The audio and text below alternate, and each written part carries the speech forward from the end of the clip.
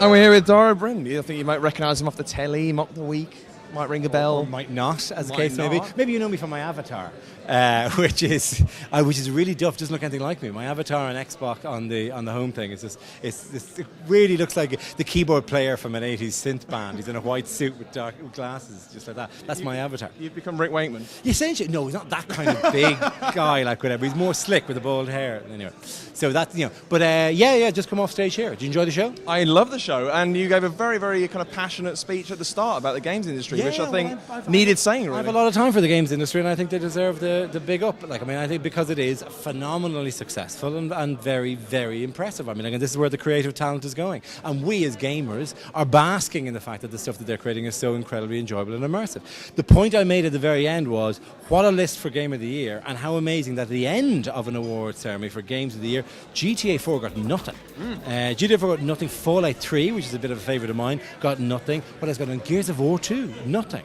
This is an astonishing lineup of stuff that didn't even get recognised. So the stuff that won, better again. So did you necessarily agree with all the choices? I would have liked some of those games to have got some nod, but that's the way the voting goes. That's absolutely fine. You can't, 6 into 1 doesn't go. So stuff has to be left out.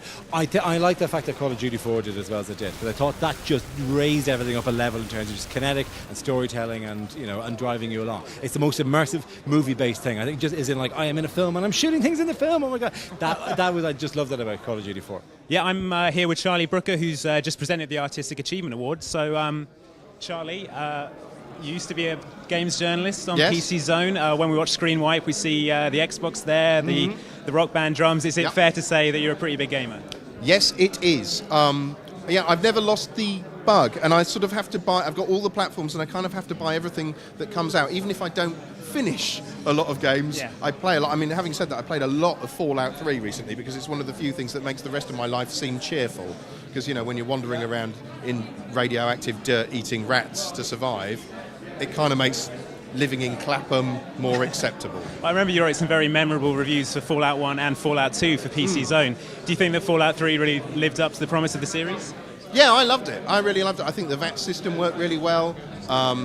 I just like watching people's heads come off in slow motion, because I'm a sociopath. So what other games are particular favourites of yours? Probably the other game that gets the most play around my house is Rock Band 2, where I have a Dead Set themed band, and some of the cast of Dead Set play occasionally with me. I play Rock Band to an unhealthy degree. I'm very much looking forward to the Beatles game that's coming out later in the year, as I understand it. Those are probably the two that get the most play, but I tend to sort of buy everything and play bits. Yeah. So, you mentioned Dead Set there. I want to see a Dead Set level for Left 4 Dead. So I want someone to make that, and I will personally sign over any rights for free. Maybe not for free, for a large amount of money. No. I'd love to see that. Well, I'm here with a man that probably needs no introduction. It's Peter Molyneux from Lionhead Studios. Now, Fable 2 just won Action and Adventure. I know. And I'm so happy. I'm unbelievably happy. I couldn't talk on stage because I got all emotional and tearful, and you almost did a Winslet. Well, I did actually. I know it sounds crazy after all these years. I've been in the industry for so long, but it really does mean something. It really does. It's kind of like the culmination of unbelievable amounts of hard work by an unbelievable number of people. It really up against some serious competition as well. And Call of Duty was winning a lot of awards, quite rightfully so, and I saw Call of Duty in that category, and my little heart just crinkled a little bit, and then we heard Fable 2 come out, and it was just a brilliant. Fantastic. And obviously we've already had Not All Line come up.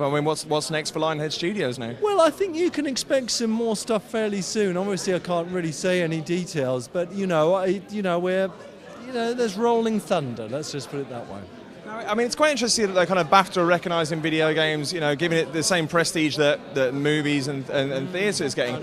Why do you think this is something that hasn't really been reflected around the rest of the world?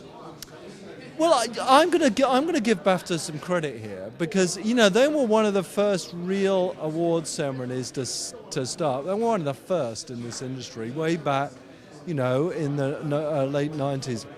That's fantastic. Kudos to them. And they continue to be at the forefront of the award ceremony. I go to a lot of these things, and it's fantastic to win an award. But BAFTA does it well. I think BAFTA does it best. So that's the British Academy Video Games Awards 2009. We've come away with a pretty cool souvenir, and we'll see you next time on Inside Xbox.